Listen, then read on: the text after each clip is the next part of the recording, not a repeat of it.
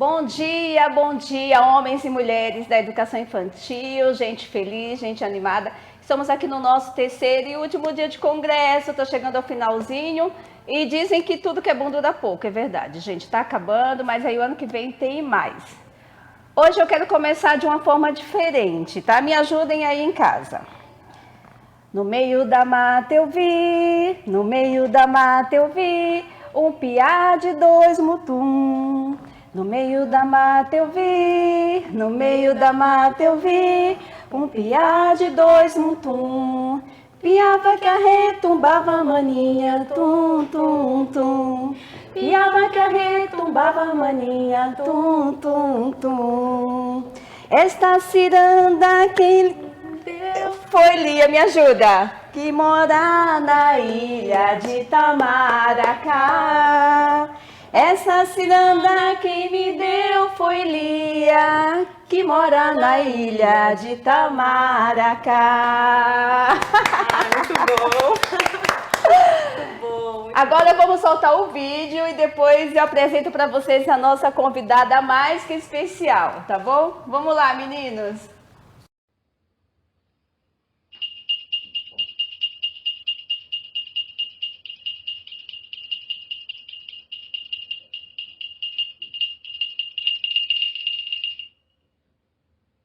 Com a licença do Curiandamba, com a licença do Curiacuca, com a licença do senhor moço, com a licença do dono de terra, com licença do Curiandamba, com licença do Curiacuca, com licença do senhor moço, com licença do dono de terra. Com licença do Curiandamba, com licença do Curiacuca, com licença do senhor moço, com licença do dono de terra.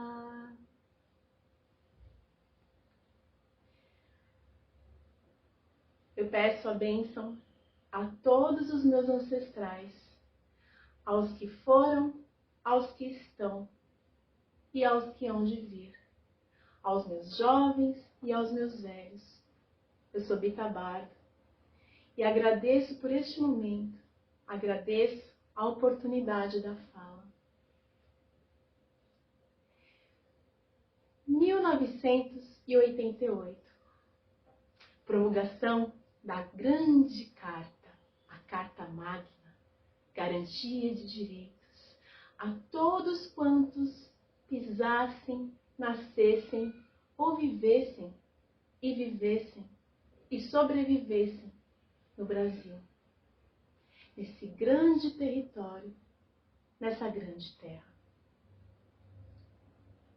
1989, promulgação do Estatuto da Criança e do Adolescente, garantias de direitos a todas as crianças, a todos os adolescentes, a todos quantos precisassem de proteção, de apoio, de amparo, de cuidado, de alimentação, de educação. 1996, promulgação da Carta Magna da Educação, promulgação da LDB, Lei de Diretrizes e Bases da Educação Nacional. Um dia Ruth Rocha escreveu sobre o direito das crianças, direitos que são só seus. Criança tem direito a ter um nome, ter um lar, não passar fome, 1000 momentos de prazer. Não é questão de querer nem concordar. Os direitos das crianças todos devem respeitar. Há um tempo atrás, eu estava num território que me era muito caro, muito importante, onde eu trabalhava. Na periferia, numa dentre várias periferias da cidade de São Paulo. E eu tinha acabado de ganhar de presente de uma bibliotecária amiga o livro O Direito das Crianças, segundo Ruth Rocha. Por meio de muito encantamento, de alegria, de afetuosidade, Ruth Rocha me convidava, sim, convidava a mim, a saber mais sobre os direitos das crianças, também garantidos pela Declaração Universal dos Direitos Humanos. Crianças, humanos. Andando, descendo a ladeira daquele território que me era desconhecido, porque a ele e dele eu não pertencia, eu avistei uma situação.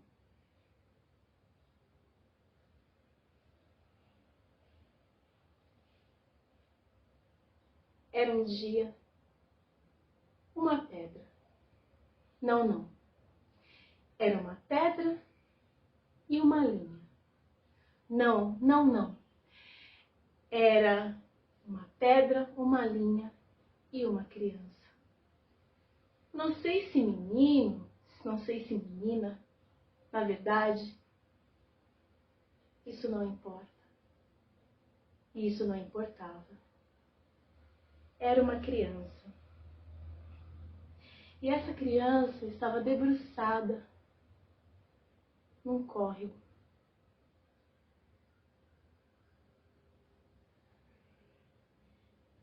Pegou da pedra, pegou da linha e foi amarrando. Muriquinho pequeninho, muriquinho pequeninho, Purugunta onde vai? Purugunta onde vai? Muriquinho pequeninho, muriquinho pequeninho, Purugunta onde vai? Purugunta onde vai? Muriquinho pequeninho, muriquinho pequeninho, Purugunta onde vai? Purugunta onde vai? Eu percebi, pelo pouquíssimo tempo que estava naquele território, aquela criança inclinada no córrego tinha encontrado uma pedra, tinha arranjado uma linha. Ela sonhava.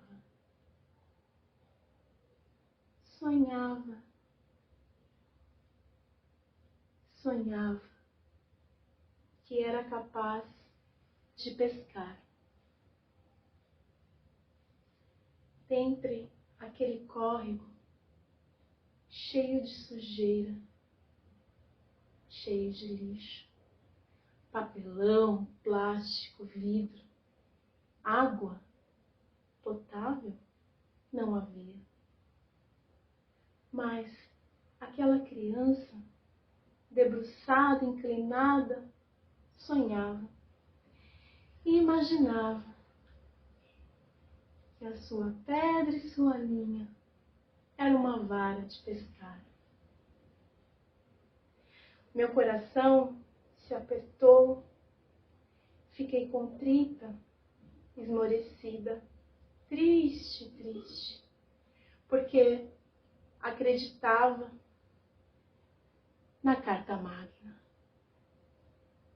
acreditava no Estatuto da Criança e do Adolescente, acreditava na LDB, acreditava.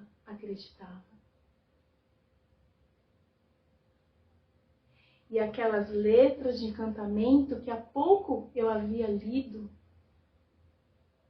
tomaram corpo, me deram força e me entristeceram, porque as palavras de Ruth Rocha pediram licença à música Casinha Branca e entoaram juntas, reunidas, entrelaçadas.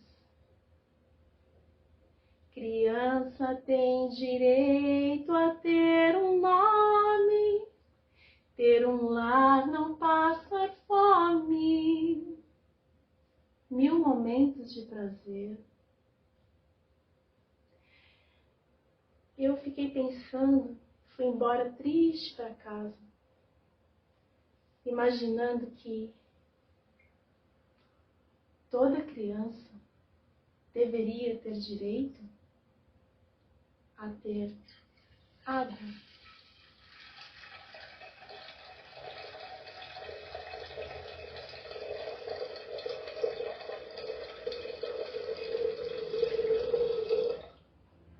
Água potável, água limpa, para beber, para se banhar, para brincar. E as crianças que eram atendidas naquele território mal tomavam banho, mal bebiam água, mal se contavam. Daí, quando eu voltei, cheguei em casa, dormi e sonhei. Sonhei que aquela criança tinha encontrado realmente uma linha e uma pedrinha.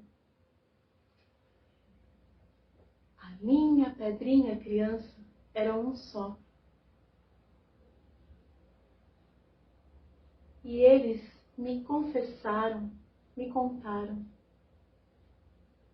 que o maior sonho da vida dos 3, que já eram um, era que todas as crianças tivessem direitos garantidos. Que elas não precisassem se preocupar se haveriam de ter o que comer, se teriam roupa limpa para vestir, se no espaço escolar onde elas ficassem, elas poderiam ficar descalças, mexer com terra, subir em árvores, ser crianças, ser coautoras e protagonistas de suas histórias. Muriquinho pequeninho, muriquinho pequeninho, Purugunta onde vai? Purugunta aonde vai? Nenhuma criança deveria se preocupar. Nenhuma criança deveria ser responsabilizada por tantas mazelas e desigualdades. Aquele sonho ficou na minha cabeça. E todas as vezes que eu passo próximo a um córrego cheio de lixo, cheio de dejetos, eu lembro daquela criança que sonhava, que tinha esperança. E ninguém pediu, ninguém contou, ninguém ordenou. Mas ela sonhava com dias melhores. Sonhava com garantia de direitos. Sonhava que a Carta Magna, que a LDB, que o ECA, que os direitos de todos os cidadãos e cidadãs, grandes ou pequenos, fossem garantidos e que houvesse quem por eles lutasse, quem os representasse, quem sua voz escutasse.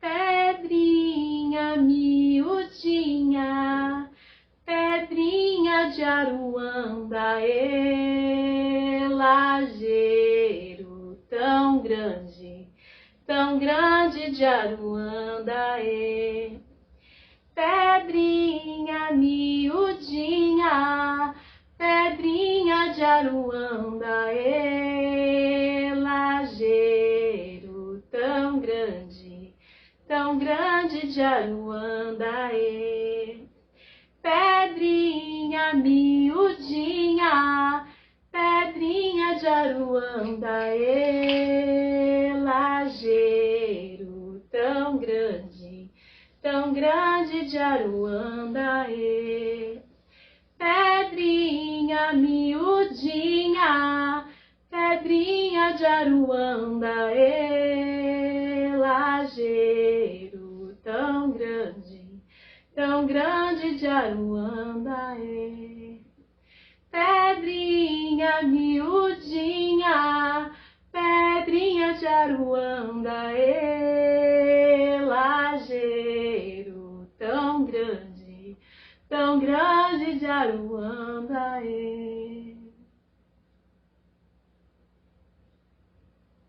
pedrinha miudinha, pedrinha de Aruanda, lajeiro tão grande de Aruanda, pedrinha miudinha, pedrinha de Aruanda, lajeiro tão grande de Aruanda. Criança tem direito a ter um nome, ter um lar, não passar fome. 1000 momentos de prazer.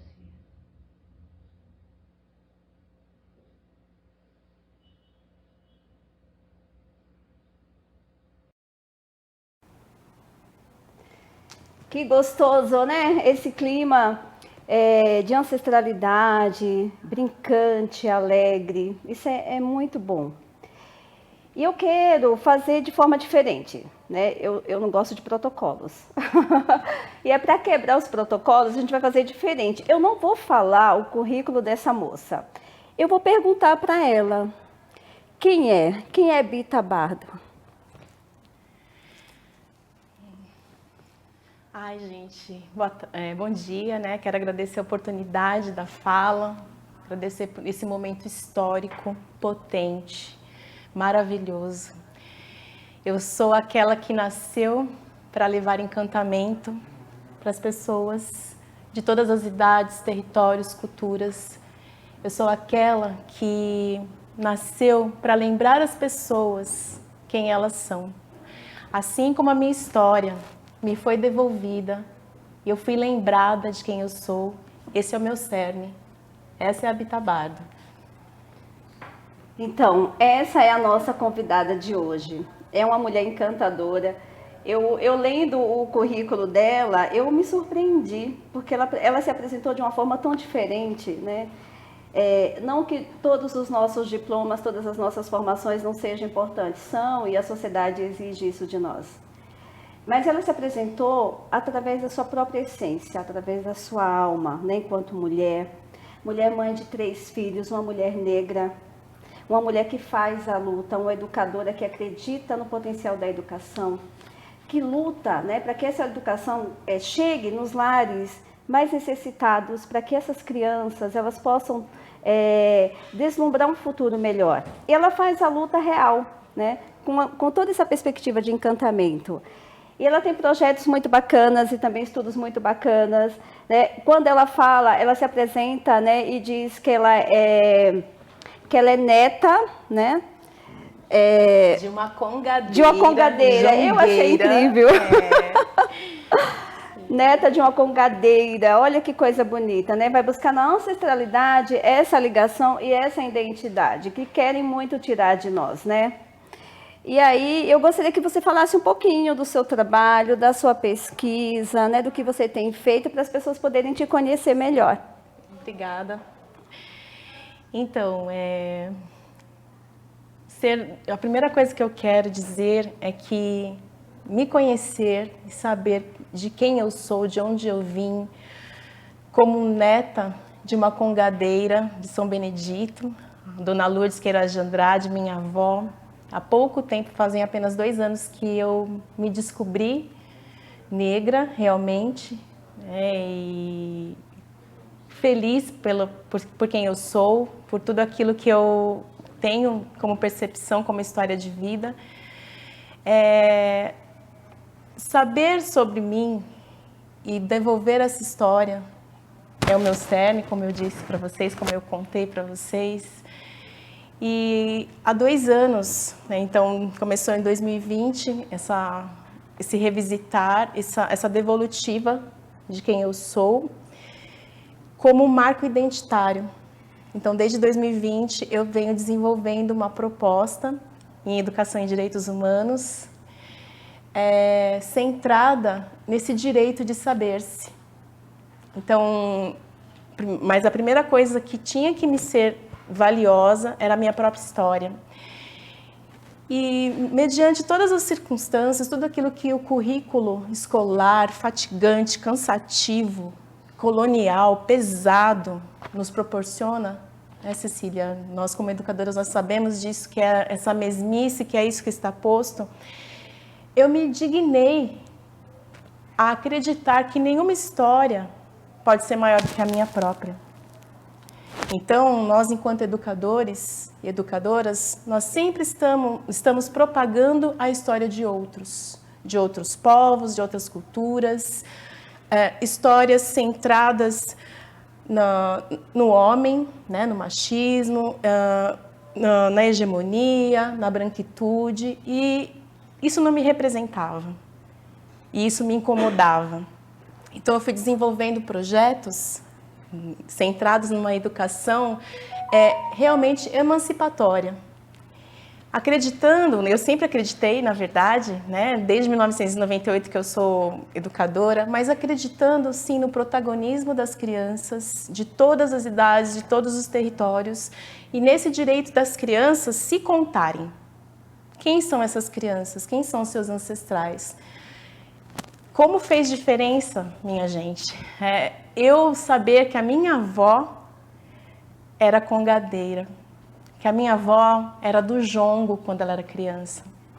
Porque nós, povos colonizados, trazidos, né, à força de África, ou os povos originários que tiveram suas terras roubadas, nós somos um povo que, além de tudo, de termos a nossa história silenciada, nos fizeram acreditar que nós não temos história.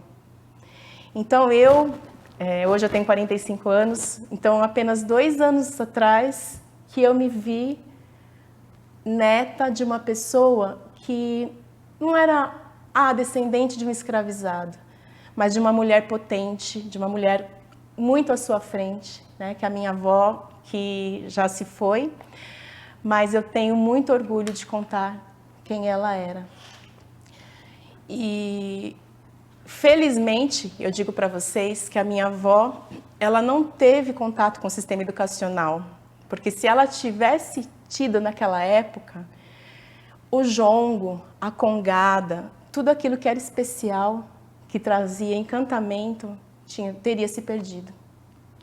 Eu estou aqui ouvindo você falar e pensando, né? Se há 2 anos você se descobre, né, descobre a sua ancestralidade e começa a se ver de uma forma diferente. Aí eu te pergunto, e como que isso impactou na sua prática com as crianças, né? Conta pra gente um pouquinho. Depois que você se descobre essa mulher potente, essa mulher negra potente, descendente de mulheres negras também potentes e com histórias lindas, e percebe também que essa cultura, né, que é uma cultura nossa, mas que ela sempre foi colocada em segundo plano, sempre foi desvalorizada. Aí você se descobre isso depois já, né, de estar professora da rede, e como que isso mudou a sua prática? Houve mudança? Conta pra gente um pouquinho. Essa percepção, essa devolução da sua historicidade, no caso a minha historicidade, fez com que eu possibilitasse que crianças e também estudantes do ensino médio, que eu acabei sendo convidada, né, para participar de lives na época, enfim, na pandemia, né, então não tinha nada presencial. Então, desde 2020 eu fui participando de lives, aí em 2021, né, já mais liberado o nosso trabalho, os nossos encontros, eu cheguei a participar de formações de educadores e de estudantes do ensino médio, levando essa proposta por meio de aulas espetáculo, né, que é onde eu canto, onde levo, né, a historicidade, onde levo as práticas, né, de encantamento mesmo.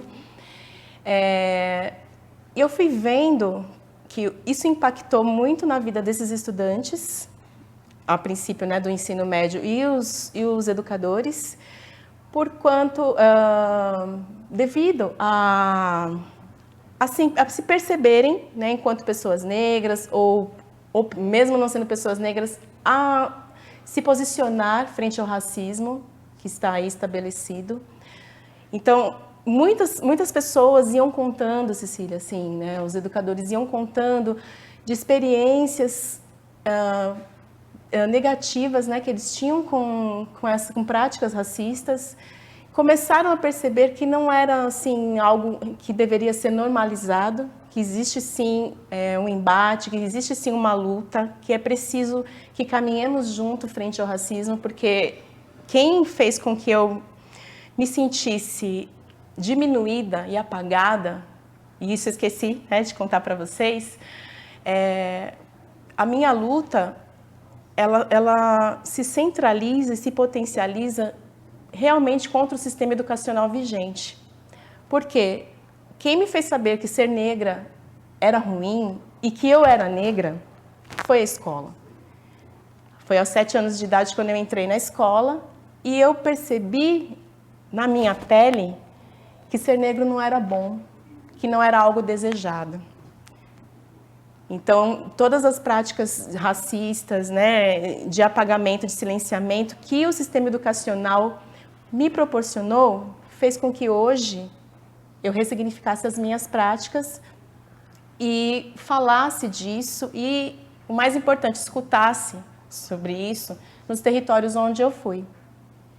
Com as crianças pequenas, gente, é maravilhoso demais. Eu sou, assim, apaixonada pela infância. Eu sou apaixonada pelas crianças. Estar entre as crianças pequenas e você poder, por exemplo, dizer que o seu cabelo é valioso, que a sua pele é bonita, que o seu nariz é um nariz perfeito, a sua boca é uma boca bonita, isso não tem preço. As nossas crianças, que estão sempre à margem da sociedade, elas precisam disso. Então, por meio também desse meu projeto, eu fui vendo que as crianças elas se encantavam de se ver representadas nas histórias e se ver representadas com dignidade, com beleza, com força.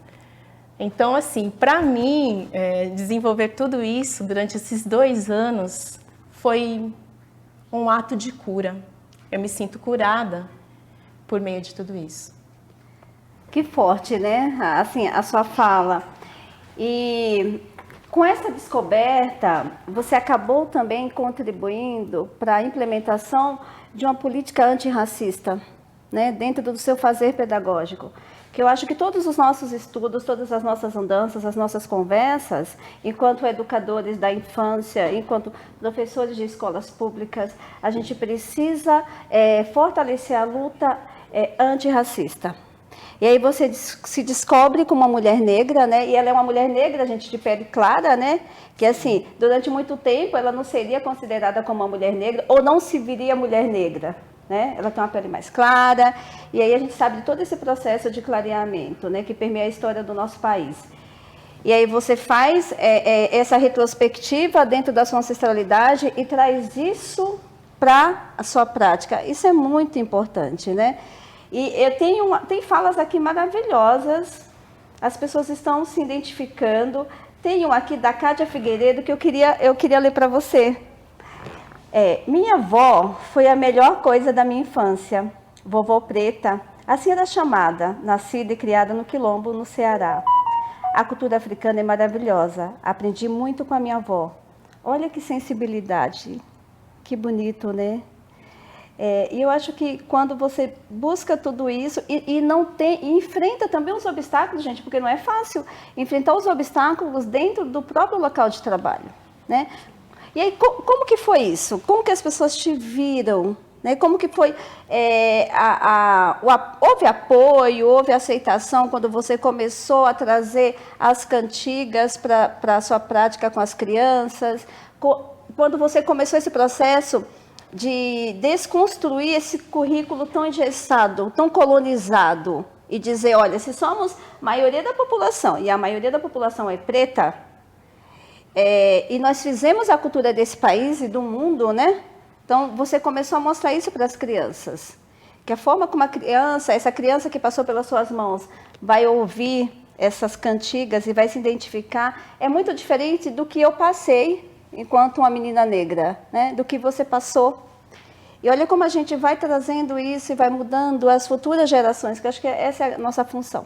Então, conta pra gente como foi essa aceitação dentro do seu espaço de trabalho.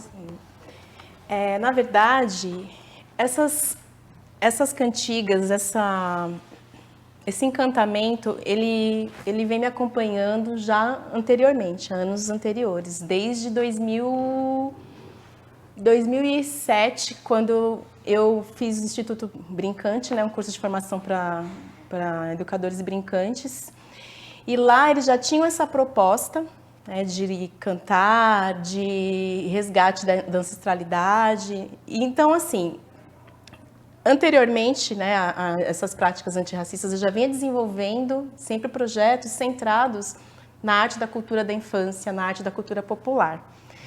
E o que eu falo para vocês, e para você, Cecília, é que assim, dentro das escolas, a aceitação para trabalhos com projetos é uma luta contínua. Nós geralmente não somos aceitos quando nós estamos fazendo trabalhos centrados na decolonialidade, né, nessa questão de transformação do currículo, da aceitação. Da aceitação nem digo, né, que não tem que ser aceito, né, mas de se oferecer realmente uma proposta centrada no que é humano, né, nos nossos fazeres com as nossas crianças, com essa representatividade. Então, assim, existiram muitos momentos de embate, né, muitos momentos de embate, de descaso. Eu hoje, né, estou mostrando para vocês essa literatura, né, por exemplo, da Bell Hooks, que foi uma grande educadora, uma mulher ativista negra, né, escritora de tantas e tantas histórias que transgridem a educação, né, uma das grandes mulheres em que eu me inspiro, onde eu vou e bebo da fonte, né. Nas escolas, gente, é muito difícil, porque existe ainda o mito da democracia racial, né? Nós, educadores, que estamos buscando levar e proporcionar, possibilitar práticas antirracistas no território escolar, nós somos muito perseguidos, ou os nossos projetos não são levados a sério, ou então a gente faz o projeto muito isolado, nosso trabalho é muito solitário, as pessoas realizam projetos na raça mesmo, com força, enfrentando gestão, enfrentando o próprio corpo docente, né? Que não se afeiçoa do que nós realizamos. Então, assim, é muito difícil. É muito difícil. E é um caminho solitário, e eu digo para vocês que é um caminho que tem que ser denunciado, porque eu costumo dizer que nada é sobre nós sem nós. Nós precisamos, sim, continuar lutando, mesmo sem apoio dos colegas, o apoio da legislação, muitas vezes, que nos engana, que nos martiriza, mas a gente tem que continuar. A gente tem que continuar se contando, tem que continuar realizando projetos, tem que continuar buscando apoio no entorno, apoio em coletivos, buscando um apoio que a gente não encontra na escola, no próprio território escolar. Perfeito. O Joilson, ele traz uma fala aqui interessante, né? Que vai de encontro do que a gente está discutindo aqui. É uma luta diária, somos solitários, mas vamos vencer. Sim. Eu acho que é isso, né? Quando você se envolve dessa forma e você fala, não, eu vou para além desse currículo imposto, né? Desse currículo que tira a minha existência. E a gente tem que fazer isso todos os dias, a gente tem que romper com essa ideia de trabalhar apenas o 20 de novembro, né? É importante o 20 de novembro, é importante, é necessário. Né? É importante a gente até aproveitar aqui o momento para falar, né, que quem foi que criou o 20 de novembro aqui na cidade de São Paulo, feriado da Consciência Negra, que foi a Claudete. Né? É um orgulho a gente falar isso, que foi uma mulher da educação infantil que criou esse feriado, que oficializou aqui na Prefeitura de São Paulo e que é tão importante, tão significativo para a nossa luta. Mas a luta antirracista, ela tem que ser diária. Ela tem que ser desde o momento que você para planejar as suas atividades, até o momento que você recebe a criança no portão, que você entrega essa criança, né? É o tempo inteiro, né? A gente precisa fazer esse embate contínuo para ter uma sociedade melhor, onde todos possam ser vistos como são de verdade, não por serem negros, né? Ter um tratamento diferente pela cor da sua pele. E aí, eu queria que você falasse um pouquinho para a gente também, dentro dessa pesquisa que você fez, né, que você estudou, sobre a perspectiva do direito das mulheres. Como que você vê isso, esse processo de luta, de avanços, ou se não há avanços, se há retrocessos? Sim. Eu costumo dizer que nós temos caminhado dando um passo e parece, às vezes eu sinto como se a gente avançasse um passo, retrocedesse 5. E é um passo e volta 5. Nós, enquanto mulheres, assim, primeiro que eu quero dizer que ser mulher já é uma grande vitória, é uma grande conquista. Porque nós mulheres, nós somos aquelas que realizamos coisas incríveis, nós somos potentes, as coisas que vêm às nossas mãos são ressignificadas. E eu não podia deixar de dizer, por exemplo, né, que eu, enquanto neta da Dona Lourdes, morei com ela, né, enfim, nós tivemos todas as dificuldades da época, de alimentação, de sobrevivência. Minha mãe trabalhava como tecelã e eu que morava com a minha avó, né, que não tinha com quem me deixar, e eu morava com a minha avó. E nós passávamos muita dificuldade, escassez mesmo. Mas eu vejo a mulher nessa figura da minha avó, que pega as coisas ruins e ressignifica. Então, minha avó pegava, por exemplo, o arroz de cachorro, né, que era o que a gente tinha para consumir. E não sei se vocês sabem o que é arroz de cachorro, que na época, anos 80, 90, era o pior arroz que se tinha, e ele era oferecido, ele era vendido nos mercados. Então, sentava, né, à mesa para escolher esse arroz, né, tirar pedra, tirar fava, pedaços de pau, de canela desse arroz. E minha avó, ela ressignificava isso. Nós, mulheres, eu vejo nesse papel mesmo da Claudete, né, do Cedim, nesse tempo todo, né, mais de 10 anos, 18 anos de luta, nesse papel de pegar as mazelas que a sociedade nos empurrou e ressignificando. E, assim, o que eu vejo de proveitoso nisso tudo, nesse tempo que eu andei pesquisando, né, e estando com mulheres de luta, mulheres quilombolas, mulheres dos povos originários, mulheres negras, mulheres diversas, né, mulheres trans, né, que fazem parte de toda essa luta, né, que eu me enfiei, esse poder que nós temos de ressignificar. Então, eu vejo, sim, avanços, principalmente na questão da formação, que é importante.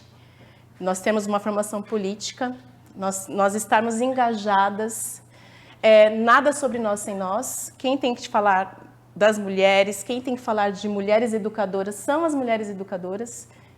Quem tem que demonstrar e se contar são essas mulheres. Então, eu vejo, sim, muitos avanços, mas a gente tem que continuar, não dá para baixar a cabeça, não dá para baixar a guarda.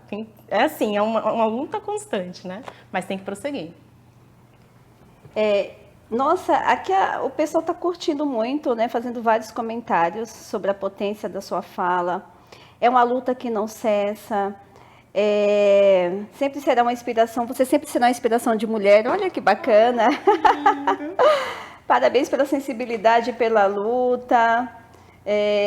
Tudo isso é uma construção, mas continuemos lutando contra o racismo.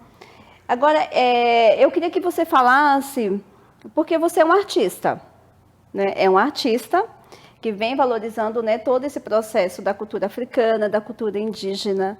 E como que é ser uma mulher artista, uma mulher professora, né? Nós professores já somos naturalmente artistas, né? Sim. Sim. Mas como que é ser uma mulher negra, jovem, na cidade de São Paulo, professora e artista? Como que você se sente nesse espaço? Há uma aceitação? Há espaço para a arte da mulher? Sim, também tem sido uma conquista. Nós, mulheres negras, e, enfim, estarmos nos fazendo representadas e nos representando o tempo todo por meio dos nossos saberes, dos nossos fazeres, é uma luta constante também de ocupação de território, de sermos lembradas, de sermos convidadas, de sermos remuneradas por isso. Então, existem muitas mulheres artistas que, até mesmo na pandemia, se viram aprisionadas, né, em relação à subsistência. Então, assim, é uma luta constante também de aceitação da sociedade frente ao que nós temos para oferecer. Parece que tudo que a gente oferece ou é de menor valor ou tem que ser gratuitamente. Isso é uma coisa que nós, enquanto mulheres, negras ou não, nós temos que lutar para sermos remuneradas, reconhecidas, para nossa história ser ouvida, para que nós possamos abranger, né, chegar em outros territórios, porque o nosso país, gente, ele é mal acostumado. Então, tudo que é de bom sempre é o que o outro oferece, né? Da pele branca, o europeu, o norte-americano, e a nossa essência, a nossa história mesmo, ela é descartada, não é nem mencionada. Então, isso também é uma luta política. Também é preciso que hajam políticas públicas, não apenas escritas, mas que sejam cumpridas. E para que isso aconteça, precisa da nossa presença nesses espaços. Nós, mulheres, precisamos ocupar esses territórios. Mulheres educadoras que não fiquem também apenas centradas nos documentos oficiais da rede. Eu acho que é ter esse olhar para além do que está posto, né? Para além do que vem escrito. Até porque a gente sabe que, assim, a grande maioria, a gente avançou um pouco, mas ainda precisa ficar atento ao que vem para a gente como conteúdo, né? Qual que é a essência desses conteúdos? Quem escreveu, a quem interessa, né? Então, nós, enquanto professores, enquanto educadores que somos, temos essa capacidade de conseguir ler nas entrelinhas, né? Então, se eu faço essa leitura, se eu já tenho esse olhar voltado para a valorização das culturas, eu posso ler nas entrelinhas, eu posso modificar aquilo que está nas minhas mãos. E a gente não pode perder essa possibilidade, né? Estar também, quando você está na sala de aula com as suas crianças, quando você está na reunião de pais, com aquela comunidade, quando você está presente ali naquele território, você também tem essa responsabilidade. É uma responsabilidade cultural, é uma responsabilidade social, é uma responsabilidade humana. Né? Então, o que eu posso ver para além das entrelinhas, para além do que chegou até mim? Como que eu posso rechear, modificar isso, né? E aí, quando a gente traz um pouco da arte, eu falo sempre que eu gosto muito das pessoas do campo da arte. Vocês conseguem fazer tudo que parece ser um limão, se transformar numa limonada, ficar mais leve, né? E a gente precisa dessa leveza para trabalhar com as crianças, para a gente chegar à nossa aposentadoria, que está tão em xeque, né? De uma forma mais leve. E a Paulinha está aqui com a plaquinha dizendo que faltam 10 minutos. Ai, chegou a minuteira. Esse povo minuteiro, não aguento. Aí o pessoal aqui está trazendo falas muito bacanas, que estão emocionados com a sua história, que estão retornando ao passado, lembrando das histórias das avós. Muita gente aqui falando da sua avó, que bacana, né? Falando da infância sofrida. E eu acho que o objetivo do Congresso é justamente esse, né? Trazer essa reflexão, trazer esse olhar. E aí, gente, eu acho que ela deveria, né?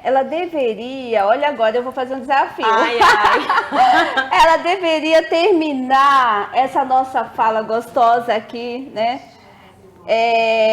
Cantando alguns versos, porque você tem uma voz muito bonita. Obrigada. Né? E aí eu vou fazer aqui o merchan para ela, tá, gente? Então entrem nas redes sociais dela.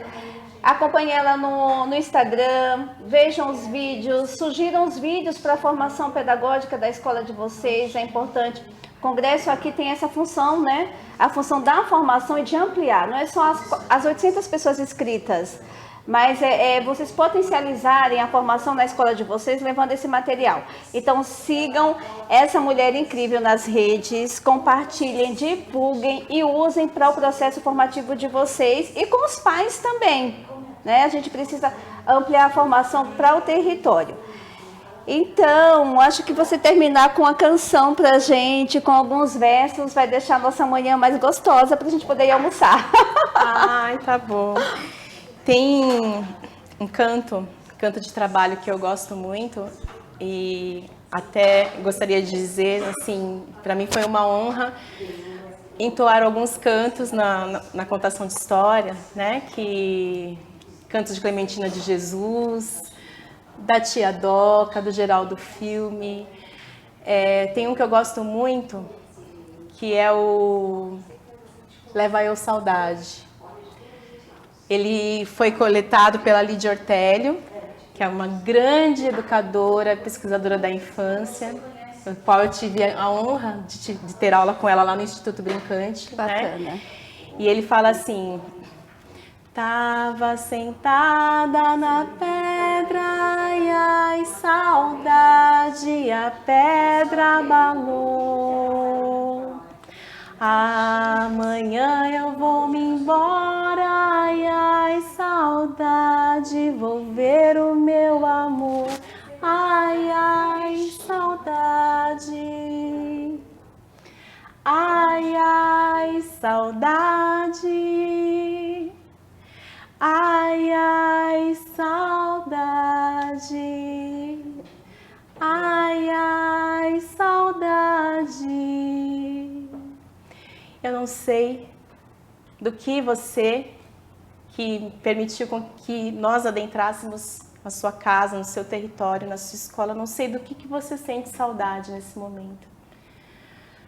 Mas que você se lembre, que você se levante, que você pegue um espelho e veja que a pessoa mais importante e que você deve sim ter saudade é você mesmo. Saudade dos seus sonhos, do seu encantamento, da sua força, da sua coragem. Ser educador é um ato de coragem e um educador que se volta para as coisas humanas é muito mais do que a gente possa imaginar. Termos as nossas crianças não apenas como um ganha-pão, mas nos afeiçoar sim às suas histórias, às histórias de suas famílias, convidar esses pais, essas mães a se contarem na escola, não somente quando chegar a mostra cultural, não somente quando chegar o mês de novembro, não somente achando que é um produto final, mas permanecer junto com essas crianças, junto com essas famílias, porque as nossas crianças, os nossos estudantes são a razão de nós estarmos ali, de nós estarmos aqui. E é isso, eu quero agradecer demais a oportunidade, sem palavras para vocês que estão do outro lado, né, Cecília? Escutando a gente e se fazendo disponíveis para escutar histórias de educadoras que amam essas crianças, que amam a educação tanto quanto vocês. Obrigada. Que linda! E nesse clima daqui sua bonzinha, nesse clima de sensibilidade, de alegria e de democracia. Sim. Nesse ar de democracia e de sensibilidade, de alegria, a gente encerra aqui a nossa participação nessa manhã gostosa de sexta-feira. Sextou, gente! E a Paulinha já tá aqui para mandar a gente embora. Vai, não aguenta essa pessoa. Gente. Obrigada!